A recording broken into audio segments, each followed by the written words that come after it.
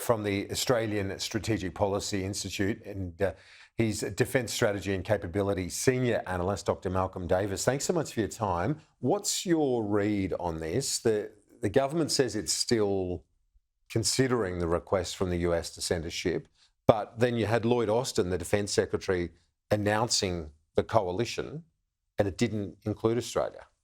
Look, I think if Australia was going to send a ship, it would have announced it by now.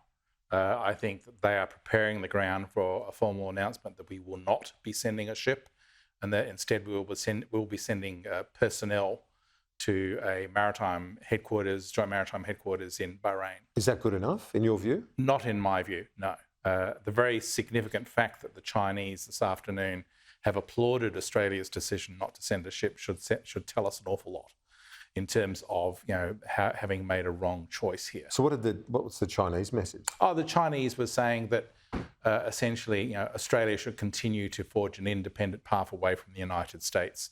The very fact that we haven't supported the US in the UN General Assembly resolution, and now this, I think Beijing is trying to opportunistically exploit that against us to try and weaken trust between Washington, DC and Canberra. Isn't the irony of that, though, isn't that the Prime Minister's argument or the government's argument that we are prioritising our region, the Indo-Pacific, with our defence assets, and that would be in large part because of China?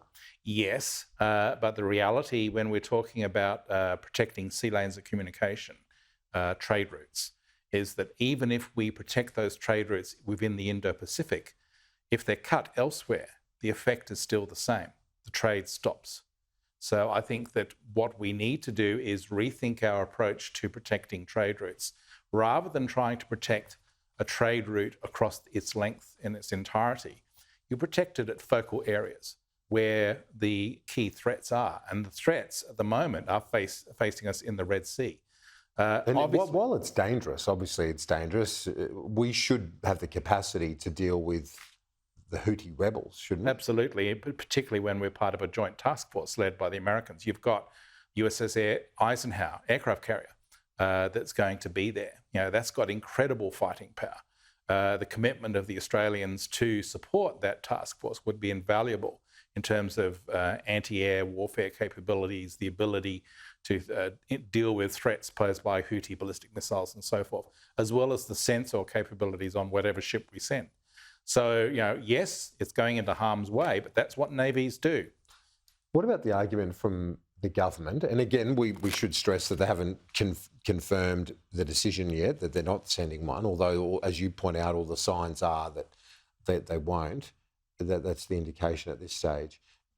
What do you say to the suggestion that the request that was made was from a low-level official? This wasn't, say, Joe Biden phoning Anthony Albanese or Lloyd Austin phoning Richard Marles and saying, please send a frigate? Look, I don't think we can use that as an excuse. Australia has made it clear in its Defence Strategic Review that one of our key tasks is to protect maritime trade and ensure safety of sea lanes of communication. Safety of sea lanes of communication and maritime trade are being directly threatened at the Red Sea. Okay, so irrespective of the fact that that lies outside of Australia's area of primary military interest, as defined in the Defence Strategic Review, I think we have an obligation and an interest to defend maritime trade and ensure freedom of navigation on sea lanes of communication, and that includes the Red Sea, where they're being threatened. And I don't think saying... You're sending diplomats or, personnel, military personnel, to be land-based as part of this Operation Prosperity Guardian, as it's called.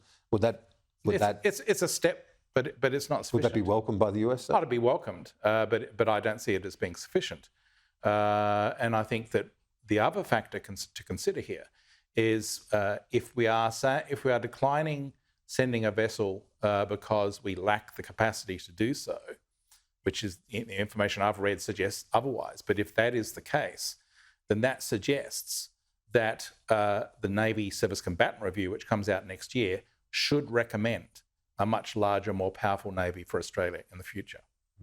Where you can walk and chew gum, basically. Exactly. We can take on multiple missions at the same time. When you've got the Prime Minister's comments. If we just shift to what he said at the Lowy Institute last night, he is reiterating his call for and his support, his government support. Australia has long argued for a two-state solution in the Middle East. It seems like it's almost impossible to fathom how they get there right now, given this conflict rages on, Malcolm. Look, I think he was speaking very long term. I think that the conflict will continue ultimately to bring some sort of peace and stability to that region. Some sort of multinational peacekeeping force will need to go in once the fighting is over. There will need to be an engagement with the Palestinian people, not Hamas. Hamas must be destroyed. But certainly the Palestinian people need to be engaged, and their interests must be taken into account. And the ultimate end state is some sort of two-state solution that brings about peace and stability to the entire Israeli-Palestinian relationship. And what's your read on the government supporting a ceasefire?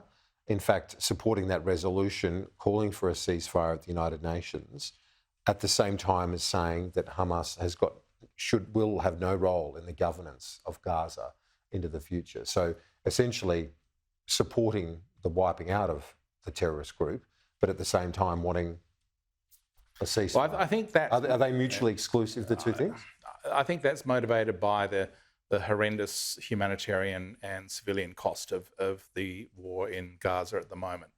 And certainly I do think the Israelis do need to find a way to transition to a more precise, ground-focused approach to operations rather than use of bombing and artillery, which is causing needless civilian casualties.